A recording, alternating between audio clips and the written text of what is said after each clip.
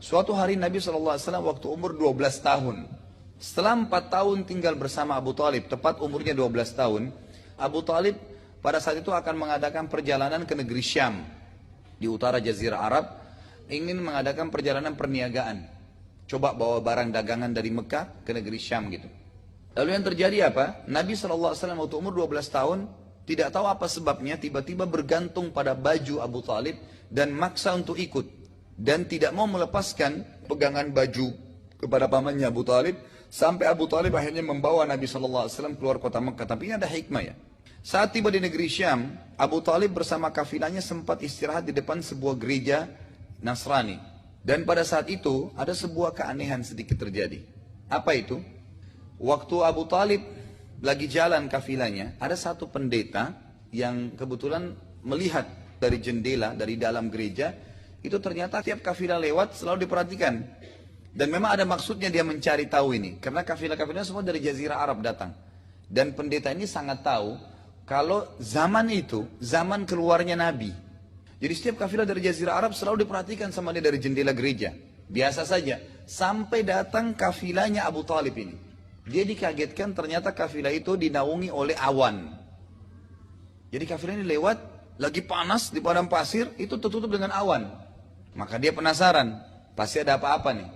Lalu dia utus pembantunya, gulamnya, kemudian suruh manggil kafilah itu. Suruh singgah, disuruh hidangkan makanan sebanyak mungkin agar mereka mampir di gereja. Maka dipanggillah. Mampirlah Abu Talib dengan teman-temannya semua. Lalu pada saat itu mereka menitipkan Nabi SAW untuk menjaga barang-barang mereka. Jadi Nabi SAW disuruh jaga barang, umurnya 12 tahun. Suruh duduk di situ. Waktu mereka sementara makan, pendeta ini terus perhatikan satu persatu wajahnya. Rupanya ada sesuatu yang dia ingin cari, tapi dia lihat tidak ada apa-apa. Biasa saja, orang-orang ini biasa gitu. Lalu pendeta ini bertanya, apakah masih ada orang yang tidak ikut dengan kalian? Maka Abu Talib bilang, ada. Ada satu anak kecil, itu anak saya. Maka pendeta itu bilang, di mana dia? Ada di barang-barang kami di luar. Pendetanya keluar. Dipanggillah Nabi SAW masuk ke dalam gereja. Nabi SAW pun masuk, begitu masuk, langsung pendeta ini duduk dan memperhatikan wajah Nabi SAW, lalu bertanya kepadanya. Dia bilang, saya tanya kepadamu atas nama Lat dan Uzza. Apa itu Lat dan Uzza? Nama dua patung yang disembah di Mekah.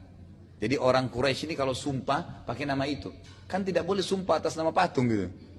Waktu itu pendeta ini ingin menguji Nabi SAW. Lalu Nabi SAW mengatakan apa?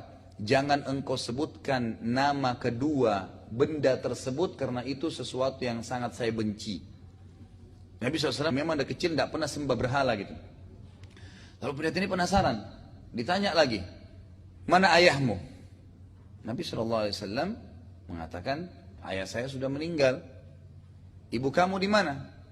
Ibu saya sudah meninggal. Ditanyalah beberapa pertanyaan. Sampai akhirnya dia mengatakan, hai anak kecil, kata pendeta ini, apakah engkau mengizinkan aku untuk melihat pundakmu? Maka Nabi SAW mengatakan, silakan. Dibuka baju Nabi SAW, di pundak sebelah kanannya, itu ada seperti daging yang muncul, berbentuk seperti hati, itu dikerumuni dengan bulu-bulu tebal, lebat. Semua Nabi punya itu. Itu namanya simbol kenabian. Di pundak sebelah kanan, daging seperti muncul, warna merah, dipenuhi dengan bulu, dan itu semua Nabi punya itu. Waktu pendeta ini lihat, langsung dia kaget dan mencium Nabi SAW. Memegang tangan Nabi SAW lalu dibawa ke tempat Abu Talib sama teman lagi makan. Ditanya, siapa anak ini? Dia ingin pancing gitu. Abu Talib bilang, ini anak saya.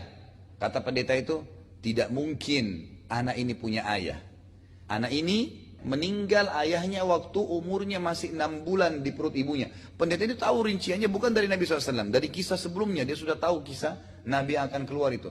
Ayahnya meninggal waktu masih umur 6 bulan di perut ibunya. Ibunya meninggal pada saat dia umur 6 tahun. Disebutkan kisah Nabi SAW. Lalu Abu Talib heran. Dari mana anda tahu? Langsung dia mengatakan, anakmu ini akan menjadi Nabi nanti. Bawa pulanglah dia ke Jazirah Arab. Karena kalau orang Yahudi tahu dia keluar dari orang-orang Arab, maka pasti akan dibunuh. Karena orang Yahudi tidak mau Nabi terakhir dari turunan orang Arab, maunya dari Bani Israel. Dan sudah pernah saya sebutkan sebenarnya sumbernya satu, Nabi Ibrahim alaihissalam.